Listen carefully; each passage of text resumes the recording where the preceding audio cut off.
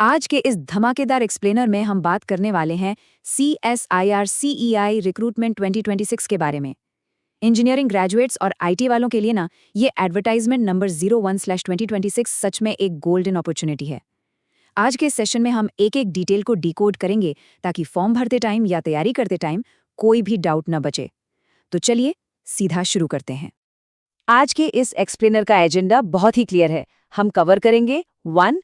Overview और important dates, 2. Eligibility और documents, 3. Application process और फीस, 4. सिलेक्शन प्रोसेस और एग्जाम और 5. इम्पोर्टेंट टिप्स और समरी। बस इसी फ्लो में चलेंगे।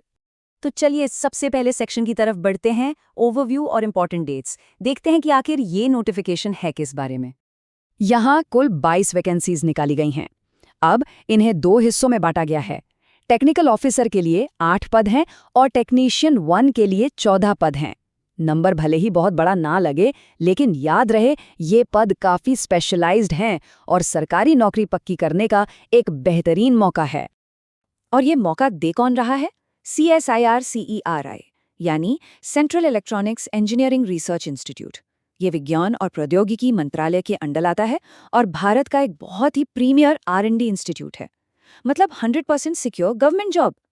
सिलेक्ट होने वाले कैंडिडेट्स की पोस्टिंग पिलानी, चेन्नई या फिर जयपुर सेंटर पर की जा सकती है। अब सबसे जरूरी बात कर लेते हैं, इम्पोर्टेंट डेट्स। ऑनलाइन एप्लीकेशन 21 मई 2026 सुबह 10 बजे से स्टार्ट हो चुके हैं और अप्लाई करने की जो लास्ट डेट है वो है 20 जून 2026 रात 11:59 तक।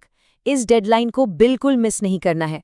बाकी एग्जाम और एडमिट कार्ड की डेट ऑफिशियल नोटिफिकेशन में नॉट मेंशन है, मतलब इसके बारे में अभी कोई जानकारी नहीं है। ये बाद में वेबसाइट पर अनाउंस की जाएगी। मोटिवेशन के लिए सबसे अच्छी चीज क्या होती है? सैलरी। तो देखिए, टेक्निकल ऑफिसर का पे लेवल 7 है, जहां शुरुआती ग्रॉस सैलरी लगभग 89,268 रुपये महीना बनेगी। और टेक्नीशियन के लिए पे लेवल 2 है, जहां स्टार्टिंग सैलरी लगभग 39,728 रुपये होगी। इसमें HRA और बाकी सारे अलाउंस शामिल हैं। सच बताऊं तो ये एक बहुत ही हैंडसम पैकेज है। चलिए अब आते हैं हमारे दूसरे सेक्शन पर, एलिजिबिलिटी और रिक्वायर्ड डॉक्यूमेंट्स। फॉर्म भरने से पहले ये चेक करना सबसे ज्यादा जरूरी है। एजुकेशनल क्वालिफिकेशन, जरा ध्यान से सुनिएगा। टेक्निकल ऑफिसर के लिए BE, BTech, MSc या MCA की डिग्री चाहिए और टेक्नीशियन पद के लिए साइंस सब्जेक्ट्स के साथ 10वीं पास होना और रिलेटेड ट्रेड में ITI सर्टिफिकेट या एक्सपीरियंस होना चाहिए। लेकिन यहाँ एक बहुत बड़ा कैच है, दोनों ही पोस्ट्स के लिए मिनिमम 55% मार्क्स होना बिल्कुल मैंडेटरी है। अगर 54.9% मार्क्स भी है ना, तो भी फॉर्म रिजेक्ट हो जाएगा। एज लिमिट की बात करें तो इसकी कैलकुलेशन 20 जून 2026 के हिसाब से होगी। टेक्निकल ऑफिसर के लिए मैक्सिमम एज 30 साल है और टेक्नीशियन के लिए 28 साल। लेकिन घबराइए मत, भारत सरकार के रूल्स के हिसाब से एज रिलैक्सेशन भी है। SC, ST और रेगुलर गवर्नमेंट एम्प्लॉयज को 5 साल, OBC को 3 साल और PWD कैंडिडेट्स को 10 साल की छूट मिलेगी। इसके अलावा विधवाओं और तलाकशुदा महिलाओं के लिए भी 35 साल तक की विशेष छूट दी गई है। एलिजिबिलिटी के बाद बारी आती है डॉक्यूमेंट्स की। पेमेंट रिसिप्ट या UTR, recent colour photo, signature, 10वीं 12वीं की मार्कशीट्स, ग्रेजुएशन या ITI की मार्कशीट्स और अगर एप्लीकेबल हो तो कास्ट सर्टिफिकेट। अब यहाँ नोटिफिकेशन में एक बहुत ही सख्त रूल है। ये सारे के सारे डॉक्यूमेंट्स एक सिंगल PDF फाइल में कंबाइन होने चाहिए और फाइल का साइज 5 MB से कम होना चाहिए। अलग अलग फाइल अपलोड की या कोई भी एक डॉक्यूमेंट मिस किया तो फॉर्म सीधा रिजेक्ट हो जाएगा। आगे बढ़ते हैं सेक्शन 3 पर, एप्लीकेशन प्रोसेस और फीस। फॉर्म सही तरीके से भरना बहुत क्रूशियल है। इस ऑनलाइन प्रोसेस को हम 5 सिंपल स्टेप्स में समझ सकते हैं। स्टेप 1, ऑफिशियल वेबसाइट ceiri.res.in पर जाकर रजिस्टर करना। स्टेप 2, सारी डिटेल्स बहुत ही ध्यान से फिल करना। स्टेप 3, वो सिंगल 5 MB वाली PDF अपलोड करना। स्टेप 4, नेफ्ट या नेट बैंकिंग के थ्रू फीस जमा करना। और फाइनली स्टेप 5, पेमेंट का जो UTR नंबर मिलेगा उसे फॉर्म में डालकर फाइनल सबमिट कर देना। बस इसका एक प्रिंट आउट निकालकर अपने पास सेफ रख लेना है, इसे कहीं भेजना नहीं है। एप्लीकेशन फीस की बात करें तो जनरल, OBC और EWS कैटेगरी के लिए फीस सिर्फ 500 रुपये प्रति पोस्ट है, जो ऑनलाइन पे करनी है और अच्छी खबर ये है कि SC, ST, PWBD सभी महिला कैंडिडेट्स और एक्स सर्विसमैन के लिए फीस पूरी तरह से माफ है। जी हाँ, कोई आवेदन शुल्क नहीं लगेगा। अब आते हैं सबसे इम्पोर्टेंट सेक्शन 4 पर, सिलेक्शन प्रोसेस और एग्जाम। आखिर ये नौकरी मिलेगी कैसे?